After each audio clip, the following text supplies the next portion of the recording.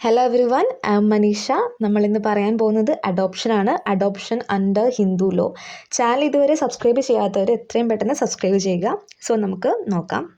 ഇപ്പോൾ എക്സാമിനൊക്കെ എഴുതുകയാണെങ്കിൽ അഡോപ്ഷൻ എന്താണെന്ന് തുടങ്ങുമ്പോൾ നമ്മൾ ഇൻട്രോ ആയിട്ട് എഴുതേണ്ടത് അഡോപ്ഷൻ്റെ മോട്ടീവാണ്.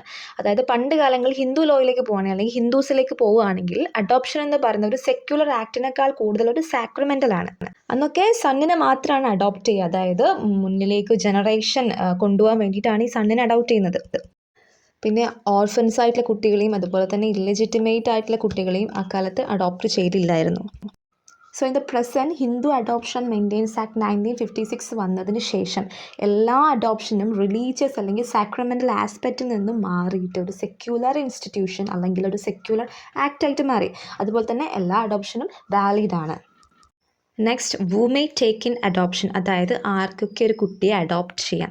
അതുമല്ലെങ്കിൽ കോമൺ റിക്വയർമെൻറ്റ് ഓഫ് കപ്പാസിറ്റിയാണ് അഡോപ്റ്റ് ചെയ്യാനുള്ള കപ്പാസിറ്റി എന്തൊക്കെയാണെന്ന്.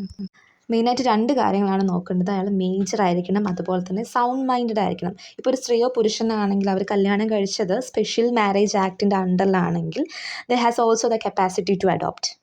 Next, adoption by a Hindu male. അത് Hindu adoption maintenance act section 7 പറയുന്നത് ഒരു ഹിന്ദു മെയിലിനെ എന്തൊക്കെ വേണം അഡോപ്റ്റ് ചെയ്യാൻ. അയാൾ സൗണ്ട് മൈൻഡഡ് ആയിരിക്കണം, അതുപോലെ തന്നെ മേജർ ആയിരിക്കണം. ഈ ഹിന്ദു മെയിൽ കല്യാണം കഴിച്ചതായിരിക്കട്ടെ, ബാച്ചിലർ ആയിരിക്കട്ടെ, വിഡോവർ ആയിരിക്കട്ടെ, എന്നാൽ പോലും കുഴപ്പമില്ല. പക്ഷേ മാരീഡ് പേഴ്സൺ ആണെങ്കിൽ അവിടെ വൈഫിൻ്റെ കൺസെൻറ്റ് നിർബന്ധമാണ്. കൺസെൻറ്റ് വേണ്ടാത്ത കുറച്ച് സന്ദർഭങ്ങളുണ്ട്. വൈഫ് ഒന്നെങ്കിൽ ഇൻസെയിൻ പേഴ്സൺ ആയിരിക്കണം, അല്ലെങ്കിൽ അൺസൗണ്ട് മൈൻഡഡ് ആയിരിക്കണം, അതുമല്ലെങ്കിൽ she has finally and completely renounced from the world. ഇത്രയും കാര്യങ്ങളൊക്കെ ആണെങ്കിൽ ഇവിടെ വൈഫിൻ്റെ കൺസെൻറ്റ് ആവശ്യമില്ല. Next, adoption by a Hindu ഫീമെയിലാണ്.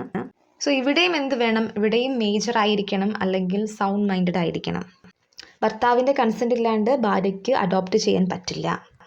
ഭർത്താവിൻ്റെ കൺസെൻറ്റ് ഇല്ലാണ്ട് അഡോപ്റ്റ് ചെയ്യണമെങ്കിൽ അവിടെ കുറച്ച് കാര്യങ്ങൾ വേണം. ഒന്നെങ്കിൽ husband has cease to B A Hindu, അതുമല്ലെങ്കിൽ husband completely renounced from the world, അതുമല്ലെങ്കിൽ എന്താണ് ഹസ്ബൻഡ് ഒരു അൺസൗണ്ട് മൈൻഡഡ് പേഴ്സൺ ആണെന്ന് കോമ്പിറ്റൻറ്റ് ജൂറിസ്ഡിക്ഷൻ ഡിക്ലെയർ ചെയ്യണം.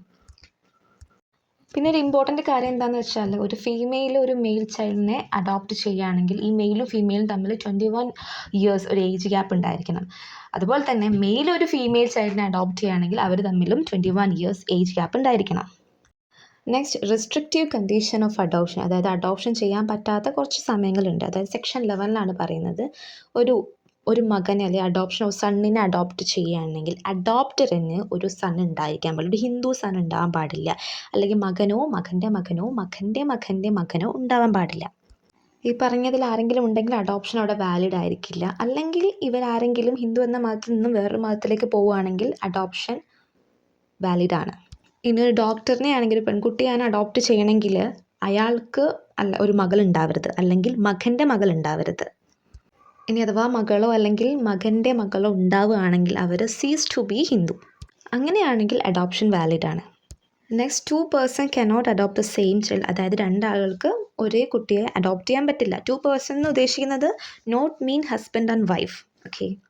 ഇനി age difference between parent and child എന്ന് പറയുന്നത് ഓപ്പോസിറ്റ് സെക്സ് ആണെങ്കിൽ അവിടെ 21 ഇയർ ഗ്യാപ്പ് വേണം. So it's enough for today.